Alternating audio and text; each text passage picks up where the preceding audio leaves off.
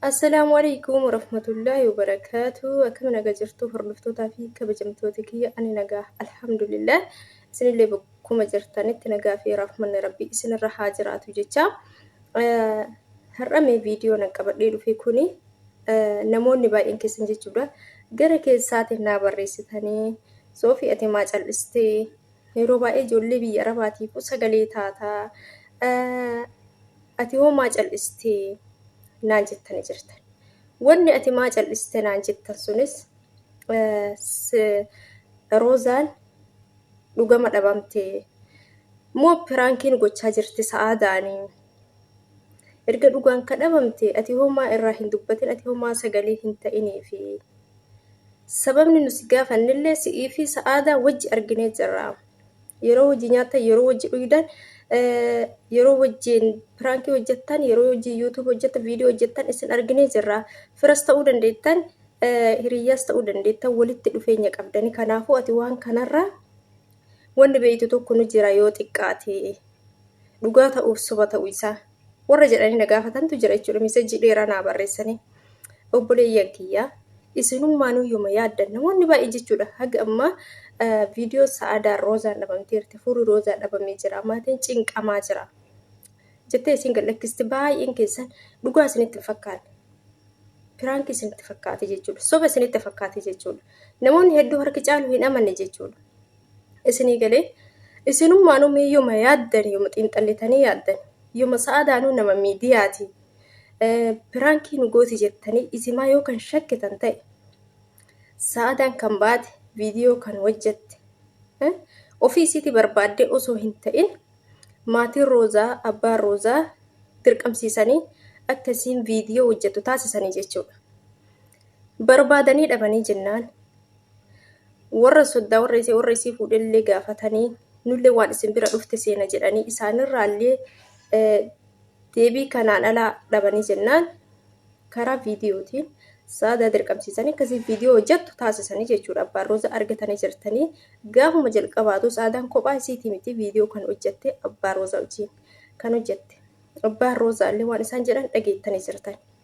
Odoo Sa'aadaan maanu piraankii nu gooti jettanii shakkitanii akkamitti abbaan kun dhimma lubbuuti. Abbaan akkamitti ilmoo ofii irratti dhimma lubbuutiin in sobane yookaan piraankiin godhan jettanii yaadamee isii yoo xiinxallitan jechuudha hordoftoonni kiyya.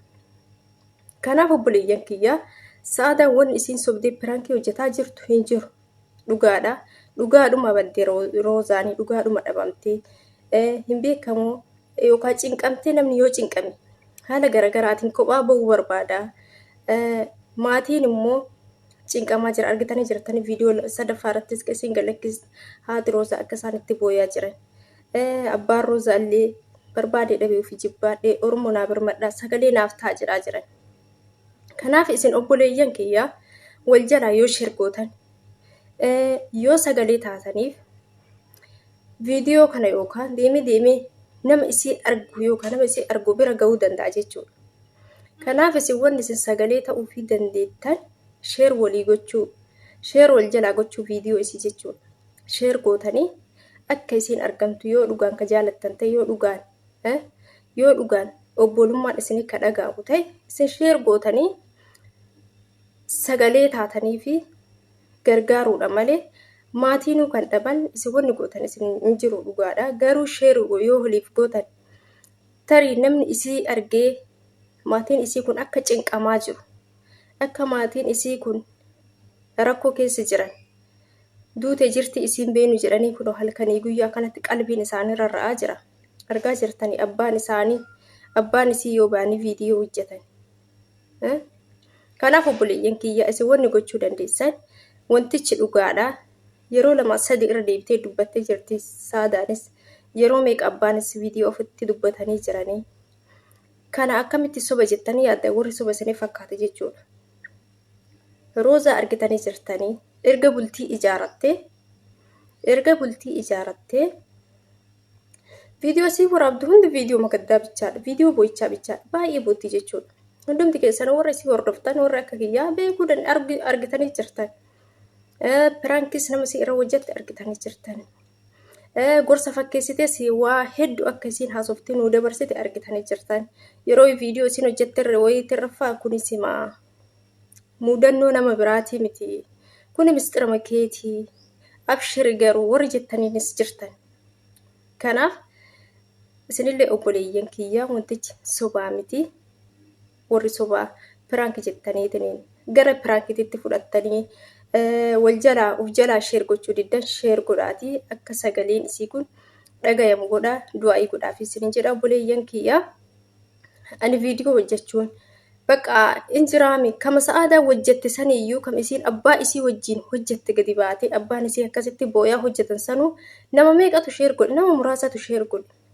Kanaaf nu viidiyoo hojjenneef ka'essan sheer hin godhin nuuf immoo sheer gootan jennee sagalee gabbaanoo dubbanne somaa sagaleen kennan dhagamu jechaaf hojjechuu didaanis jechuudha viidiyoo. Keessaan gaafin abbaayannaan garuu atiif saadaan walitti dhiyaattanii ati waan kanarraa akkamitti cal'istee wanti kun sobaayyuu dhugaayyuu miti piraankii nu godhaa jedhanii warri jettan immoo wantichi piraankii miti dhugaadhaan isin jedha obboleeyyan kiyyaa.